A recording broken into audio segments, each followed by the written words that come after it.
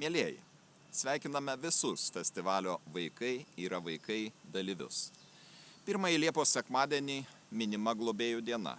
Tai puikia proga išreikšti pagarbą tiems, kas atvėrė savo šeimų ir širdžių duris vaikams, kurie dėl įvairių priežasčių neteko savo biologinių tėvų meilės ir globos.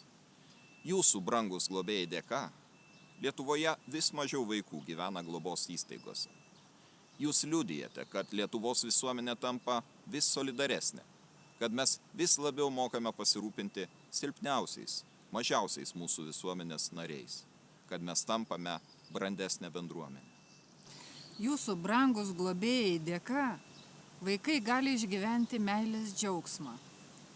Patiriama šeimoje, gali turėti savo namus, kuriuose jie yra laukiami, kuriuose turi į ką atsiremti, kreiptis mamą ir tėtį. Jūsų pavyzdys įkvepia mus visus ir skatina susimastyti. Juk kuo labiau dalyjamės, tuo labiau augame. Kuo labiau augame, tuo labiau leidžiame augti ir bręsti esantiems šalia mūsų. Šiandien norime pakviesti visus. Atnaujinkime savo žvilgsnį. Gal pastebėsime, kad ir mūsų namuose yra vietos dar vienam sūnui ar dukrai.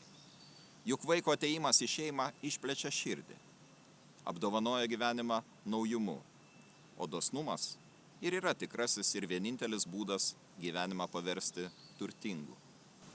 Dėkojame Jums, globėjai, už Jūsų drąsą ir už Jūsų įkvepiantį pavyzdį. Linkime visiems smagios šventės.